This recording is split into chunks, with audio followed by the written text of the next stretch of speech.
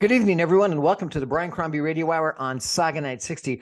Topic tonight is pensions. I was really intrigued with a column that I read in the Globe and Mail just a couple of weeks ago by Keith Ambachtsheer, who is the Director Emeritus of the International Center for Pension Management and a Senior Fellow at the National Institute on Aging. He's an executive in residence at the Rotman School of Management, and he's a co-founder of an organization called CEM Benchmarking and KPA Advisory Services. He's also an author of numerous different policy papers on pensions, and we're going to talk about that in greater detail. But this article, this opinion piece, had a really fascinating title. It was Canadian Civil Servants Have a Great Pension System.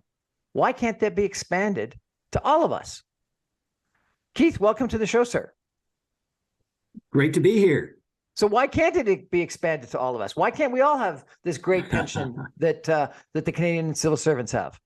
So it's you have to start with how they got to where they are, which is about a 30-year story. Okay. And it started back in the 1980s when I was researching pension design on a global basis. I had read, for those people who know Peter Drucker as sort of the management prophet, Peter Drucker, he wrote one book on pensions back in 1976. It was called The Unseen Revolution.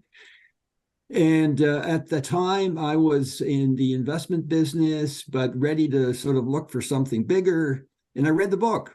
And basically what he said, in the 70s, the boomers are still very young. One decade or a number of decades later, they will be retired. And it will require looking at the design of pension systems to make sure that everything works. And he said, here's my thinking on how you should design a pension system. It's about two things. It's about legitimacy. And what he meant by that, it has to be run in the best interest of. And number two, it has to be effective. It has to actually create value for money in some measurable way. And so I sort of took that idea. And then what happened in the 1980s is that the treasurer of the time, Robert Nixon, decided that he didn't like the way that public sector pensions were being run in Ontario and that there should be a task force to look at the better way. And I became principal advisor to the task force called the Rowan Task Force, and basically pushed the Drucker ideas, and they got into a task force recommendation called In Whose Interest, very big book. But the essence of the book is that we should redesign Ontario pensions to have these two principles of legitimacy and effectiveness. And so what happens usually with studies like that is they get shelved. Thank you very much. What happened in this case is that Bob Nixon and the president of the Ontario Teachers Federation, Margaret Wilson, decided to actually do this. And so they worked, you have to do a whole bunch of legal things. They created an act, actually the Teachers Pension Act of Ontario, and it embedded these Drucker principles as to how it should be designed. And it sort of went from there. A board, one of the legitimacy things is to have a board of directors that actually know what they're doing and act in the best interest of. And one of the happy accidents at the time was that Jerry Bowie, who was the governor of the Bank of Canada, had just finished his term and he was unemployed. His daughter, Kathy, was in the Ontario government. She persuaded Dad to stand to be the first board chair of Ontario Teachers Pension Plan. And he collected a group of August directors around him. So there were 9 altogether. Then they had to hire a new CEO for the organization. And Claude Lamoureux was available. He was a senior executive at MetLife, and he was ready for this new challenge of this new way of running pension organizations.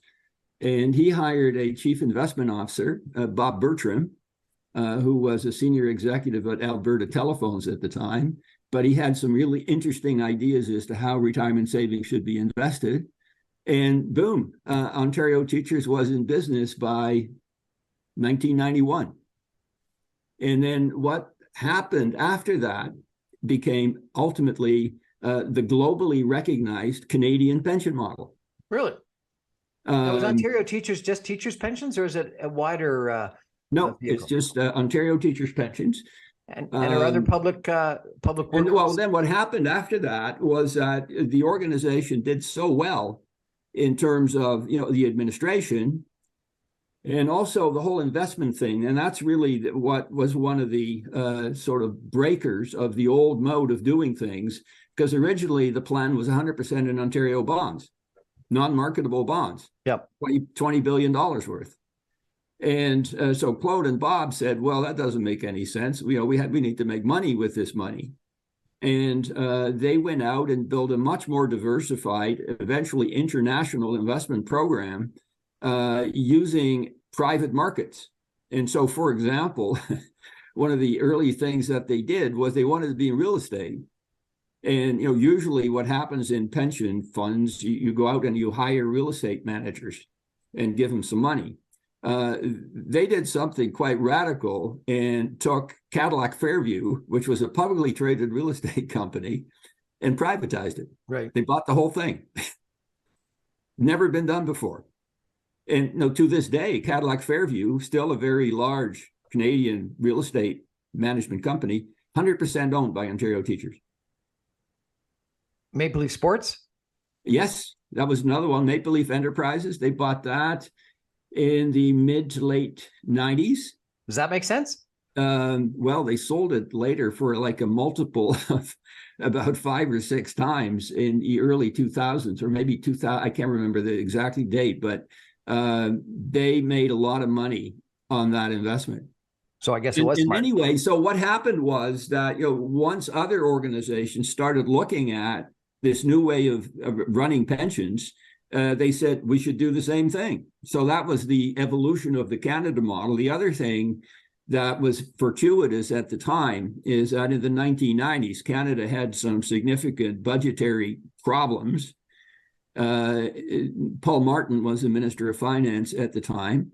But the other thing, that there was a study done in the Canada Pension Plan that suggested unless we do something, it's going to run out of money in 20, 30 years.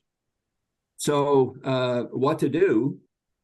Because this is a plan where there has to be agreement between the federal government and the provincial governments, or the majority of the provincial governments, before anything can change.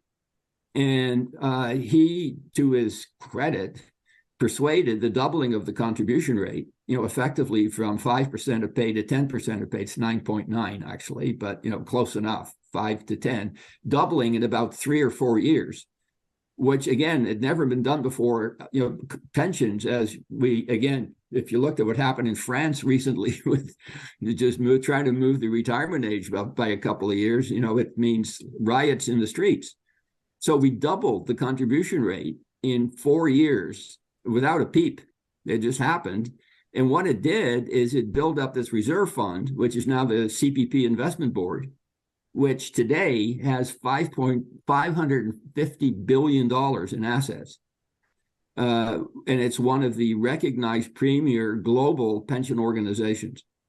And that, again, sort of came out of this pension model because, you know, same principles were applied. Now, you're saying that this would make a lot of sense for private corporations to or the private sector to copy and duplicate. But the vast majority of private pensions today are defined contributions, not defined benefit. And so maybe you could explain to everyone what the difference is and what you think of that private sector trend toward defined contribution. Right. So you're right.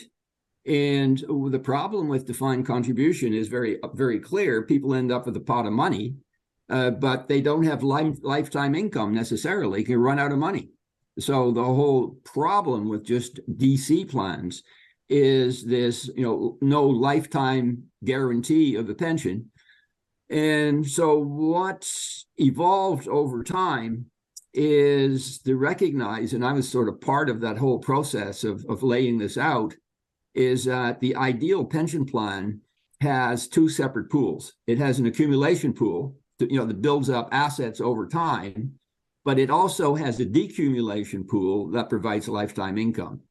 And then people move their assets on an age-related basis from the accumulation pool to the lifetime income pool. So that's the ideal design.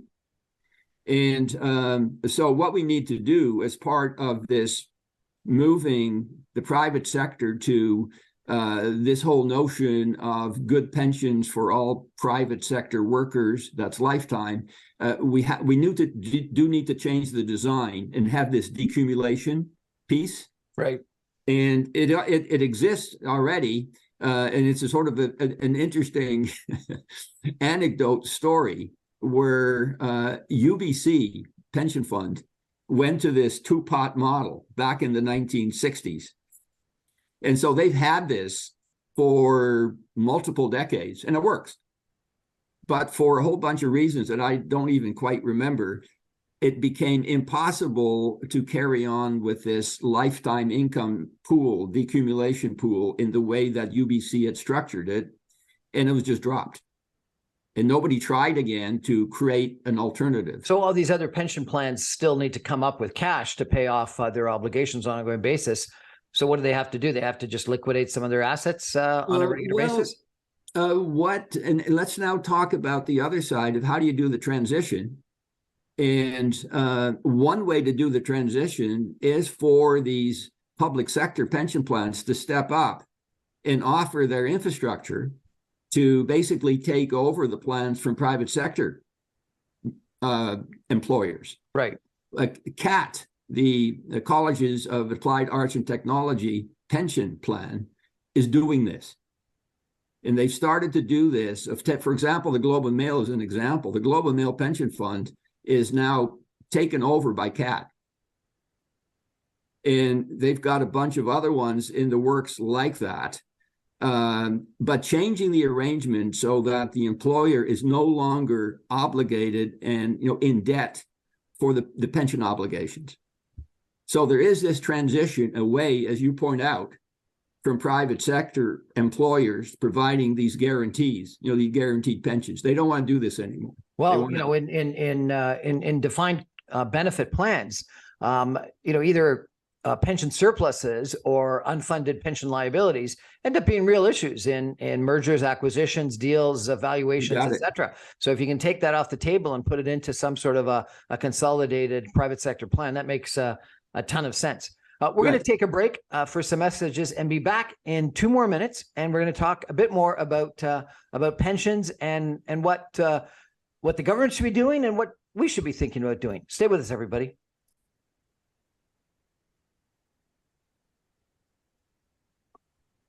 Welcome back, everyone, to the Brian Crombie Radio Hour on Saga Night 60. I'm chatting tonight with Keith Ambachtsheer, who is a pension expert, and we're talking about pensions and a column that he wrote that I read that was really quite intriguing in the Globe and Mail called Canadian Civil Servants Have a Great Pension System.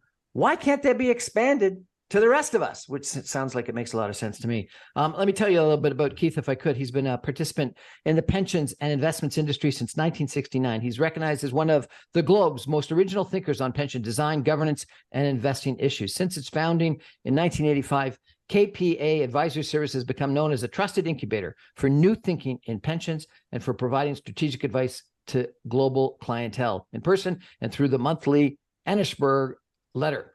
CM Benchmarking Inc., co-founded by Keith in 1991, has earned a reputation as the premier benchmarking organization in the global pensions and investments industry.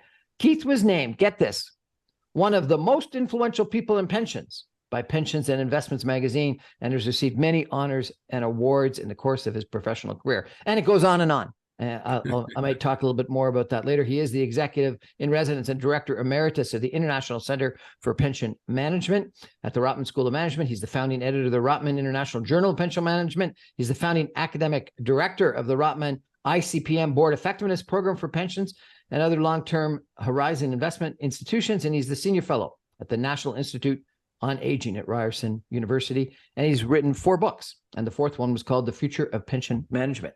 So Keith, it's a real pleasure to have you on our show today. I gotta tell you, since you mentioned Bob Nixon twice, and I'm sure he provided a lot of leadership in that process back in a couple of years ago when you were talking about it. Bob Nixon is my second cousin. I always called him Uncle Bob, leader of the Liberal Party for quite a long period of time, and then treasurer in the David Peterson government. Really quite an impressive guy. His father, my great uncle, was Premier of Ontario in 1943. Harry Nixon. You're right, Harry Nixon. Good memory.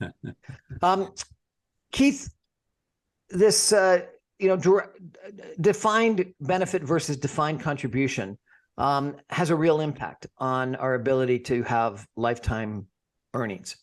Do you think this move to lifetime to defined contribution that took place, when was it? Probably 20, 25 years ago, was a mistake? Should we have stayed with defined benefit plans? No. The problem, there's a problem with the original defined benefit formula. And that is that it's hard to figure out who the risk underwriters are. I mean, it used to historically be the employer. But what happened over time, the employers started to try and figure out how to put in less money and crank up the risk. The flip side is that public service plans, for example, today are being run on a basis where the contribution rates assume that the plan will earn a risk premium. Well, it probably will, but if it doesn't, who underwrites the risk that it doesn't? Future taxpayers. So defined benefit plans are not perfect. They have some interesting sort of risk shifting implications that are hard to follow. And that's why the ultimate fair model is this notion of an accumulation pot. That's yours. You own units in that pot. And then when you retire, you buy units of lifetime income in the decumulation pot at a fair price. And so it sounds like your structure is similar to a defined contribution, except it's pooled all together in a pot that is run by professional management. Well, no, there's two pots. It's very clear that they're both run. The other thing I should mention, by the way, is that 30 years ago, the entire Australian system went to DC. Now that they have large accumulation pots and they have a lot of people now retiring, they're looking around to do with shifting money into a lifetime income pot. One of the largest super funds in Australia traveled the world to see who had the best decumulation pot going that was sustainable and understandable. Guess what they settled on? The original UBC model from the 1970s. So that UBC model is now being used in Australia for decumulation.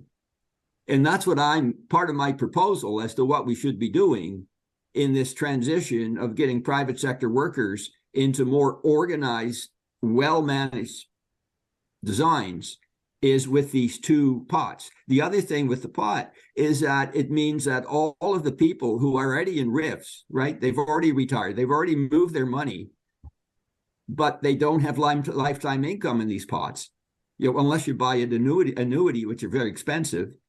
So if we could transition the system to have these decumulation lifetime pots, all of that money can be put into lifetime income arrangement. So there's a huge benefit to creating this two-pot model. Okay, sounds interesting. Your article said that there were three attributes that the Canadian model should have: adequate, steady contributions going into cost-effectively managed pension plans, a value-adding investment program that turns retirement savings into wealth-producing capital, and lifetime pension payments that last as long as a retiree does. Right. So it sounds like your teacher's pension plan is it or the OMERS or CPP would be the steady contributions going into a cost-effectively managed pension fund and the value-adding investment programs.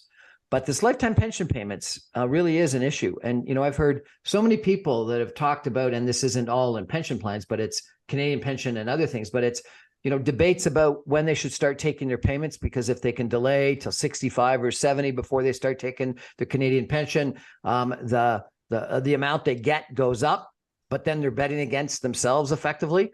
or the Canadian government is, that they're going to die before they get the present value of the benefit of waiting, and then the RIF, and how to take money out of an RSP, put it into a RIF, and then cash out of the RIF in the right time. And then people that pass away with a whole bunch of money still in the RIF, and the survivors have to pay a fair amount of tax. Tell me about some of those issues, if you could. Yeah, it's the plumbing, if you like. It's the plumbing of the retirement income system. And yes, it's complicated. And one of the big things that I'm trying to get people to think about is, as we've already talked about, of how to make those, what are currently the money that is in those RIFs, to make that lifetime income, rather than people having to worry about, oh my gosh, how much should I be spending? How long am I going to live? These are really tough decisions, and to leave individuals with. Much better to have a pooled system that basically pools longevity risk, not knowing how long you're going to live. So that's a key part of what we're trying to create. But other than that, explain that and maybe elaborate on why it makes sense. Pooled longevity risk. So right. Explain that. So you think about somebody that has accumulated pension value over their time. If they pass away in their 70s, they may want some wealth to go to their kids, and someone else that lives to 103 might run out of money. So how does this pooled longevity risk benefit us all? It's a simple insurance principle where you sort of assume 1,000 people, and they're all faced with this. They're all 65 years old, and they all have this uncertainty about, they don't know whether they're going to live 5 years or 10 years or 30 years or 35 years. If you want to get rid of the risk of running out of money, then you would pool your money with the other 999 people, and basically have a deal within the pool where it's agreed that the people who die before their life expectancy leave their money in the pool, and it goes to the people who live longer than their life expectancy. It's a simple insurance principle. Why isn't that been done? And a lot of insurance is like that. I mean, life insurance is like that too. You pay money, and you only get a payback if you're dead. This is, if you like, the flip side is, again, you pay money, but you get to live off that money as long as you're alive. And it's the people that die early who basically fund those long livers. Intuitively, what you're describing, it's a fair principle. It seems to make a lot of sense. And rather than these people that start debating about whether they want to take their pension early or late or delay, and whether they're betting against themselves or the government's betting against them, it's something that bothers a lot of people. And so what you're suggesting seems to make a lot of sense, doesn't it? Right. And again, it doesn't mean that you have to put your whole RIF into this lifetime pool, right? You may want to keep some money for a bunch of trips, or you want to leave it as a legacy to something else, but it's your decision of how you split your RIF between things you want to do now and lifetime income. So you may only put half of, if you've got, let's say, $500,000 in a RIF, you have a choice as to how much lifetime income you buy. It doesn't have to be the entire 500,000. Right. Okay. That sounds like it makes a lot of sense. And while you're still working, you're suggesting that we put all the money into a pool. Why? Because you think that that can be managed more effectively than us all managing our self-managed RSPs? This is a key element in the whole sort of retirement savings conundrum. Is what long-term return do you earn on your accumulated retirement savings? And the simple reality is, people left to their own devices or are advised by some middle person, a lot of them end up in high-cost mutual funds. They're MERs of 2%. Well, if you look at the Canada pension model, if you look at CPP Investment Board, for example, they run the money not at 2%, but at 0.5%, 50 basis points. And on top of that, because they have scale and it's purely for the interest of the beneficiaries, they have an international investment program that actually does better than just the market. So they can do things that you can only do with scale and expertise. So the last, I don't know, what is it now, 10 years, I mean, they've had a 10% plus rate of return, for example, where if the average individual, again, you look at, they're all over the map. I mean, some of them do very well, others do very poorly. Stockbrokers, mutual fund managers, et cetera, must hate you. Well, they're intermediaries, and there's to me, one of my favorite Nobel Prizes in economics is George Akerlof in 1980. His claim to fame was arguing that markets are only fair if the buyers and sellers are dealing from the same information deck, right? Fair price.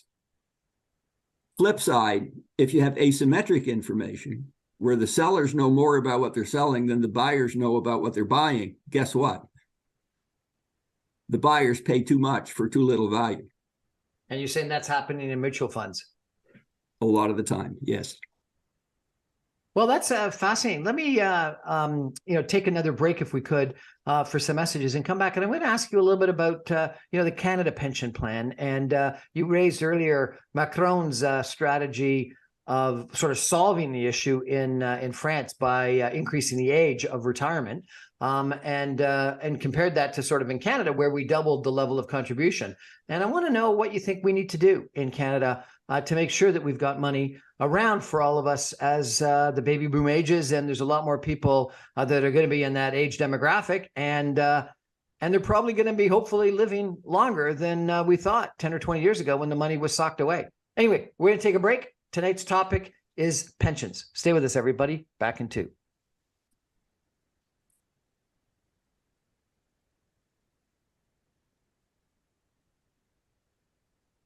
Welcome back, everyone, to the Brian Crombie Radio Hour on Saga 960. Our topic tonight is pensions. My guest is Keith Ambachtsheer, who is the Director Emeritus of the International Centre for Pension Management, an Executive in Residence at the Robins School of Management at the University of Toronto, and a Senior Fellow at the National Institute for Aging at Ryerson University.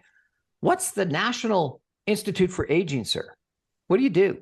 National Institute on Aging is, I didn't found right, it. Not for aging. Sorry, I apologize. On aging. It's basically something that's come into its own because of demographics. I mean, the proportion of the population that's age 65 and over is going to be steadily increasing as far as the eye can see. Depending with low birth rates. Well, Canada does relatively better because we have immigration. A lot of other countries that don't.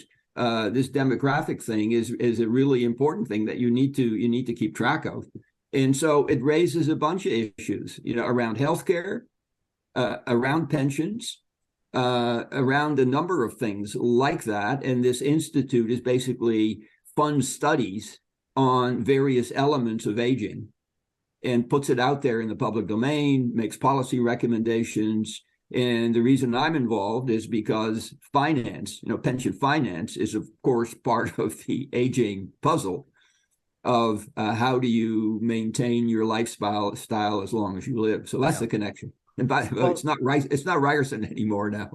Right, you're right. The Toronto Metropolitan or something like that. Right. I apologize. Metropolitan University. You may know the correct statistic, and I apologize, I don't, but I heard that there's something like a statistic that for every person that is a retiree, 10 years ago, there used to be 5 people of working age that were supporting that retiree's pensions, healthcare, et cetera. And in the future, there's going to be 2 working people for every one retiree. Yeah, that's a long way off, but certainly the ratio's coming down in terms of the number of workers. We're having proportionately a higher proportion of retired people or older people relative to younger people, which has a number of implications. One of which, by the way, is to sort of reconsider how we define careers. I mean, there's nothing magic about 62 or 65. You know the story of how that was said originally? No, what's the story? The story is Bismarck.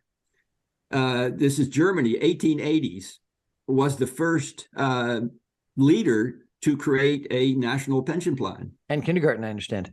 To what? And kindergarten, I understand. He did both. Okay, I don't know the kindergarten part. I just know the pension part.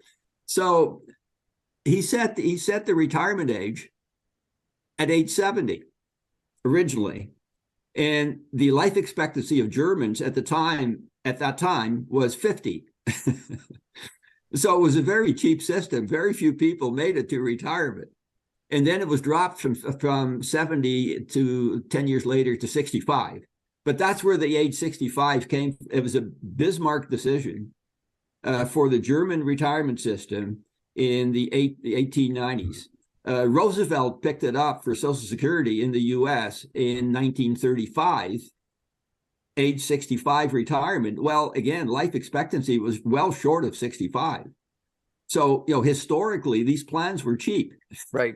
So today, and again, you probably, given your participation in this organization at the former Ryerson, might know the actual, but I think the life expectancy for males is like 82 and for females 88. And so if that's life expectancy today, and these systems were structured, assuming that the vast majority of people would not collect or would only collect for a while after turning 65, are we sustainable in our pension system? Right. And this is where Canada gets 5 gold stars, because the way that we define, or we set up the Canada Pension Plan, was based on actuarial evaluations every 3 years.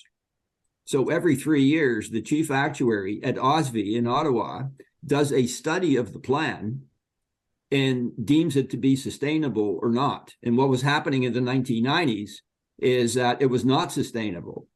And the miracle was that Paul Martin, managed to get enough of the premiers together and agree to make this doubling of the contribution rate to make it sustainable again. And what it did at that time, it created a big asset surplus. So that, the contribution or the pension payments going out, money coming in was much larger once the contribution rate was doubled. So it created this reserve fund that is today $550 billion. And that reserve fund throws off a lot of returns. So what we've been able to do is to create sustainability back in the 1990s. And it's being checked every 3 years. Whether what you're saying, that we have $550 billion more than the pension needs, or just to fund future pension obligations? No, just to fund future pension obligations. So it's not more than the actuarial assessed amount that we need. Right. And the thing is, between the contributions coming in at 9.9% of pay, plus the return on the 550 together, has been creating a steady state pension plan. The other thing we've done just 4 years ago is to increase the benefits of the Canada Pension Plan. And what we've done it in a way is to fully pre-fund those benefits. So now the cash flow going into the CPP investment is going to actually increase and get bigger because of these payouts, that are the additional payouts that are coming down the road. So what we've done in Canada is to create a sustainable system by law. And the thing is that this has not happened in other countries. Social Security doesn't have it in the U.S. Yeah, well, they keep on talking about the underfunded amount of Social Security. So Exactly. let's talk about Macron in France, the president of France. I understand that he was trying to increase the age of retirement from 62 to 64. So it wasn't even, above the 65. They're not even at our age amount. And protests that are still going on today in the streets about that. Should he have taken a page out of your book and doubled the contribution amount? What do you think about? One thinks, frankly, that increasing it to 64 probably makes a lot of sense if the rest of the world and Canada and the United States are 65. Right. Frankly, that probably some people think the 65 should go to 67 or 69. Didn't Harper actually suggest that at one point in time? He did. It was from 65 to 67. But interesting again, what we've done both with old age security and with the CPP is to create some flexibility in terms of when you retire. The longer you work, the bigger your pension, which makes total sense. In the case of Macron, you're right. He could have, instead of increasing the age, he could have increased the budget going to paying pensions. And the thing in France, I don't think there's a separate contribution rate. It just comes out of general income, general tax that pays that. So they would have to continue to go up through time, which again would create a problem. Right. And he chose the route of increasing the age as the way to go. What to me was the most fascinating thing about watching those riots. It included young people.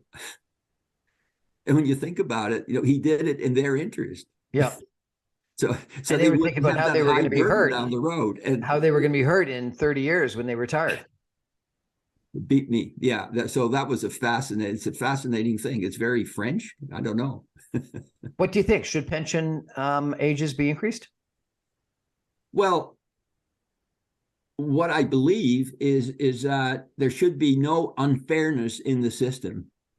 And what that means is that people have to pay for the reverse thing with CPP. If you're willing not to get your pension at age 60 or 65, you should be paid more at 70. And that's part of the deal. And so what you need is a pension system that's fair and transparent, and that people get what they pay for. And so then, let me ask. And then again, on top of that, this notion of longevity risk pooling is a sort of legitimate insurance thing of how you can pay the long livers, or you keep paying them because the money comes from the people who die early. Yeah, well, and I think that sort of makes sense. That sort of fairness in the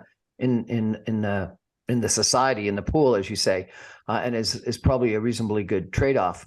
That said, you say a pension has to be fair and transparent. This incentive that we provide for people to wait until 70 instead of starting to take their pension at 65, you're giving up 5 years worth of pension, which are probably the years that there's a very low percentage that, based on actuarial tables, that you're going to die, and so therefore there was 100% probability that you were going to get the money for that time period, and you're trading it for a greater pension in your 70th year and thereafter. And I've been told that the government is betting against you, that the increase that you get is not equivalent to the present value of the expected. The present value of the expected outflows isn't equal to this money that the government has saved over the prior 5 years. What do you think? Is it a good bet to wait for 5 years, or a bad bet? The government has nothing to do with this in the sense that it's the chief actuary who basically creates the numbers in terms of the ages and how much more you get. It's an actuarial calculation. That's a fair calculation. So there's no hanky panky going on. The other question is, as an individual, given that you have this option, it's an option, right? You don't have to do it. And so it really becomes a question from a personal point of view as to how an individual trades off that not getting that pension for 65 to 70 against a higher pension later on. And, that's sort of an individual decision. So it really comes down to whether you think you're going to live longer than the average or not. That's part of the calculation as to what you do in terms of making that decision. I'm in the good part now of I did wait, and I now have I'm collecting the higher benefits.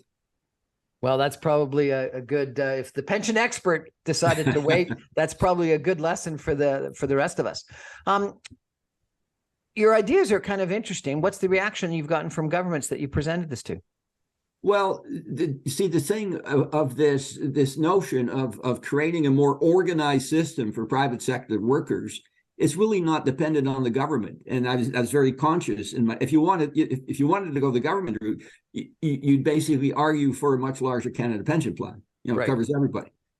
This is a way in which the outcome can come from multiple sources. And I in the paper, I actually laid out three. One is that the infrastructure is provided by current public sector pension organizations, like what CAT is actually doing. And then it becomes a question of getting private sector employers involved, of recognizing this is a good thing for their workers. Right. And they know they have no risk in doing this. So, you know, that's one way to go. But somebody's got to be the catalyst to accumulate all these different pensions and create this pooled system, right? Right. And then the other possibility, and if you're paying people a lot less than the mutual fund industry today, no one's got an incentive to do that. Well, CAT's doing it as a public service. Their argument, and it's quite right, they're a $20 billion pension fund, which means if they can get from 20 to 50 to 100, their unit costs go down, because, you know, it's a scalable business. So if businesses want to learn more about this and subscribe to this, who do they contact? What they should do is read my paper, and they should stay tuned. There's a meeting on June 1st of some of the people that are working together on this.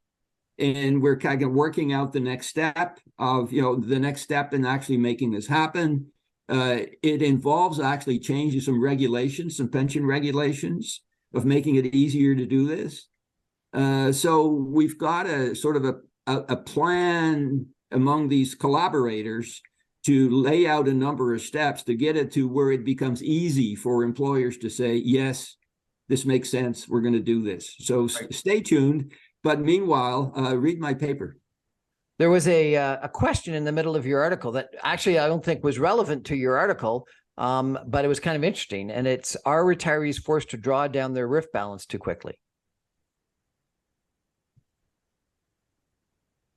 There's a C.D. Howe paper that came out recently that made the argument that based on current conditions and longevity, et cetera, that the rules should be changed. It's a different kind of argument, and I just haven't looked close enough to see whether it's fairer to set, you know, to make sort of the minimum withdrawal rate 3% rather than 4%. It's a separate discussion. Okay. We've talked about pensions, but in this Institute of Aging that you're part of, you probably talk about healthcare as well, and long-term care. And so let me ask you, you know, one of the questions people have asked me is we fund pensions on this actuarial basis that you've talked about, and we've got this $500 billion surplus in the Canadian pension plan that you spoke about, and that makes a lot of sense. But healthcare actually sort of has an expense structure that's pretty similar. That and the statistic, again, you may know the actual numbers better than I, but it's something like 80% of your lifetime expenditure on healthcare is spent in your last 18 months of life. And so therefore, as the baby boom ages and a lot of us get older and sicker and end up passing away, the healthcare expenditures are going to balloon. And that's not actuarially pension. There's no reserve fund. There is no reserve fund on the healthcare side to deal with this longevity problem, and the fact that healthcare costs are proportionally going to increase faster because of the age, the age issue. And so I got to ask you, we saw it during the pandemic. It's strictly a tax thing. It is current taxes. But we saw during the pandemic how people couldn't get into emergency wards. They couldn't get elective surgeries done. They couldn't get necessary radiation and chemotherapy and mammograms and other things done. And if we are going to have this ballooning of healthcare costs, and we know it's coming, In fact, one person I interviewed said it's a tsunami of coming healthcare costs.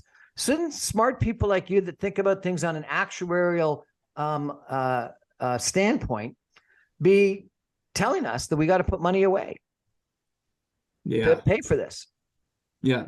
It's an interesting debate as to whether these healthcare costs should be pre-funded. Because the other element that it comes into is that the reason that it's worked well in pensions the last 10, 15, 20 years is because the returns have been good.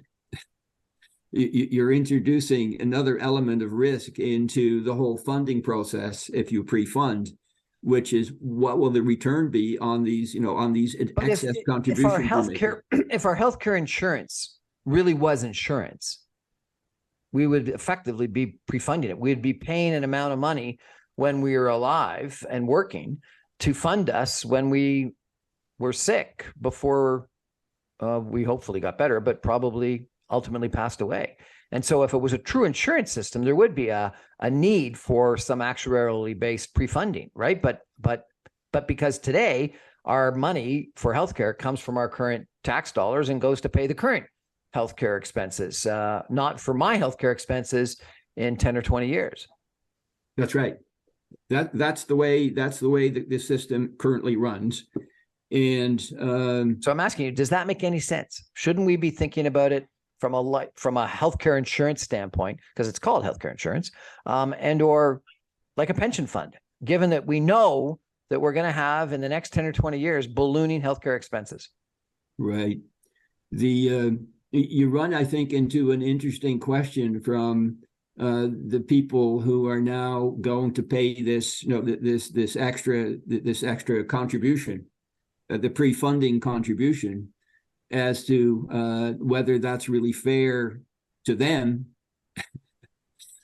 given that the people before them didn't have to pay anything. So yes, but it's the baby boomers that are currently retiring that, you know what, didn't fund the liability that they're going to incur, that they're going to oblige.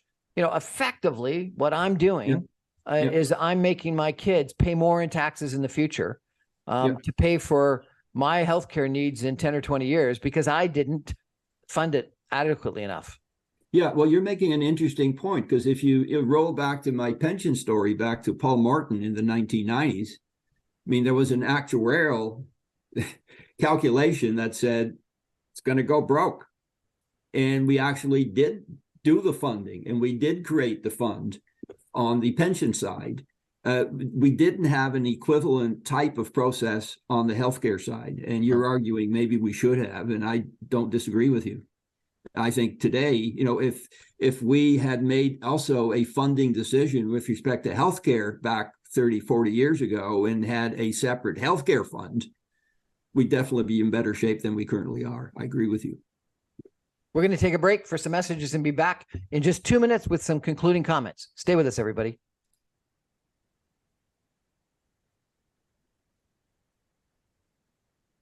Welcome back, everyone, to the Brian Crombie Radio Hour on Saga 960. Our topic tonight is pensions, and I've really enjoyed a really interesting conversation with Keith Ambachtsheer, who is a pension expert, a world-renowned pension expert. He worked with my uncle that would be 40 years ago on pensions in Ontario, and radically changed them, and I think for the better.